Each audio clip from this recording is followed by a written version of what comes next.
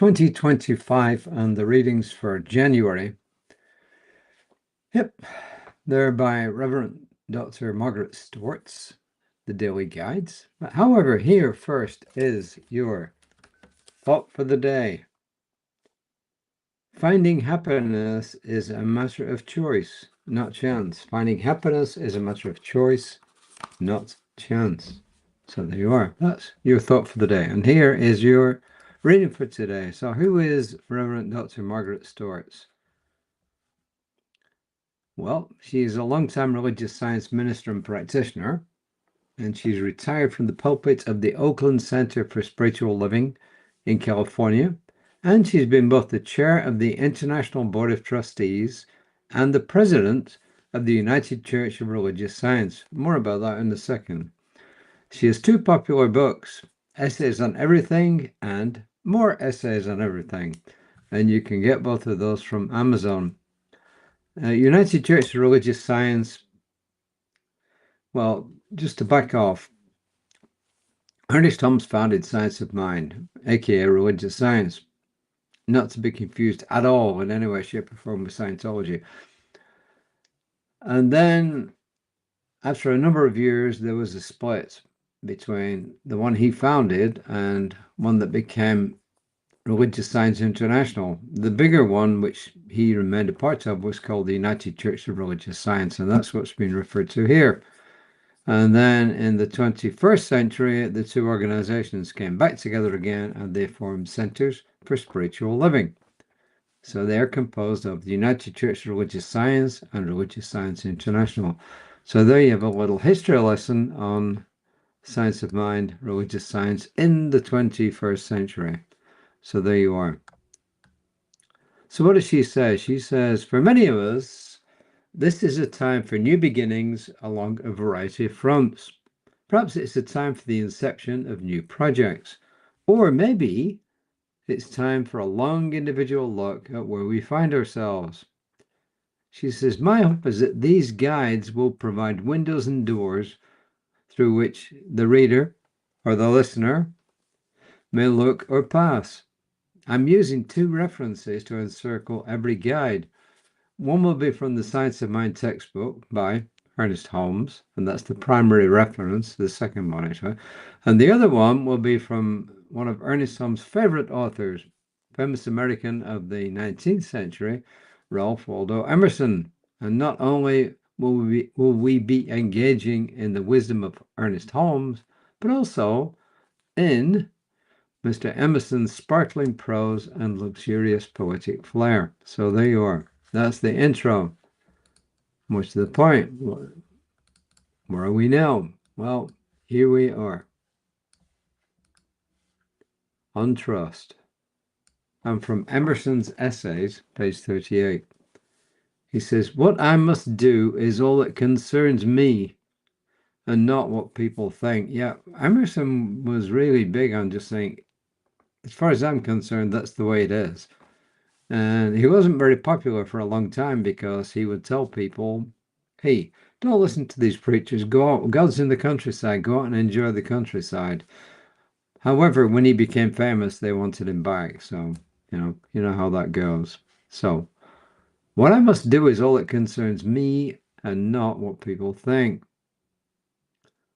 And this is from the Science of Mind textbook, the main book that Ernest Holmes, well, he wrote a lot of stuff, but the textbook, which is what everyone goes back to and refers to, and it's from the 1930s edition, the revised edition. He says, we have the mind of Christ in such degree as we trust implicitly in the universe, or God, or Spirit, or the all, if you like.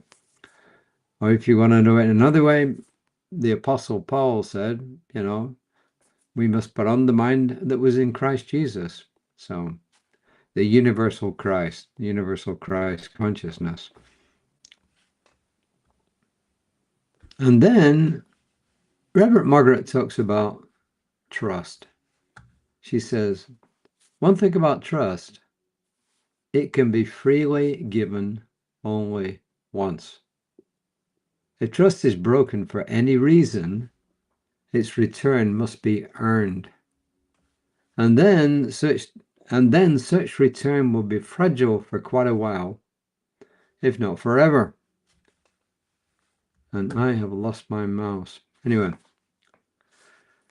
she says, trust is precious, it's matchless, and it's soul-touching.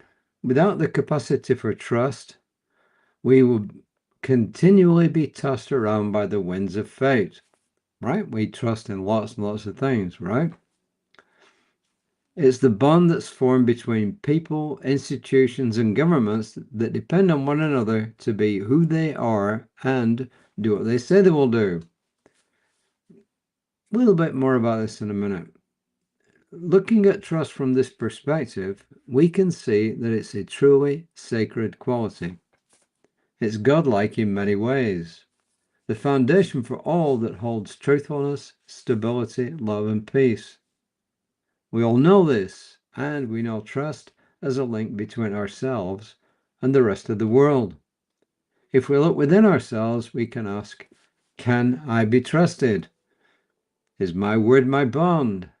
Is my face before the world the same from day to day? Or is my smile shadowed only to deceive? Can I be counted on to deliver? She says, as spiritual beings living in the world today, we should ask these questions of ourselves with regularity so that our inner visions do not become cloudy. The world needs us.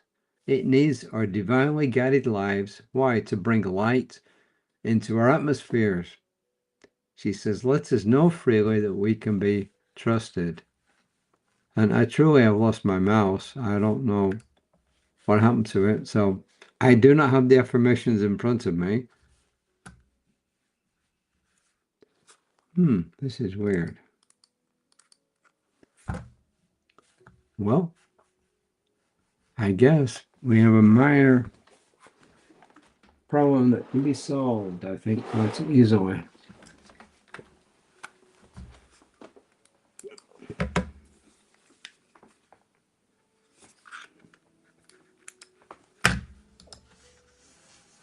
Well, maybe not quite easily. Anyway, let's look at it another way. Let me see if I can. No, I can't do anything, folks. I am truly sorry. So I'm not quite sure how to end this broadcast either, but there you are then. I have another mouse that will actually work.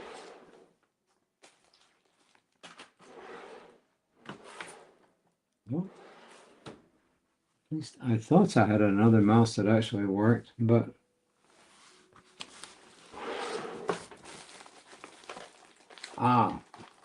here we are.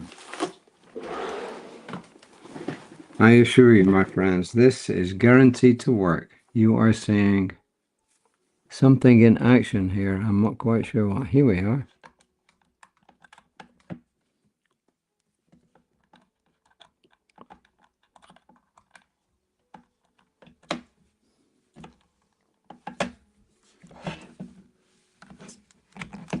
Aha.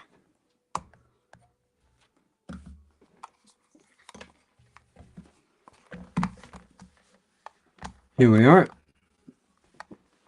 We have action. So the affirmation, the divine good fulfills me, always has, always will, and I access it every day.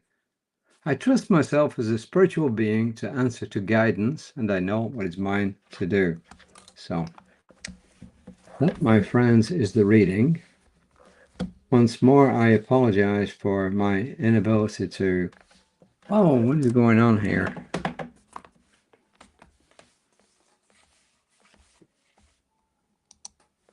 There we are. Well, it's all in a day's work, so I am trusting that my other mouse will be back in action before too long. This is actually a wired mouse, believe it or not, that I keep for occasions just as this. Maybe I should reenact my motto of be prepared. You remember in the Boy Scouts, it was be prepared. So I am knowing for each and every person who watches this and listens to this, a wonderful, happy, prosperous, and healthy new year. And I claim that that is in the divine mind now being enacted upon, and in gratitude I release it and call it done, and so it is. And please look out for my colleague Reverend Lisa Ryan tomorrow, 9:15 a.m. Creative Life Spiritual Center's Facebook page, and I now need to post this on my personal page. So until next time, namaste.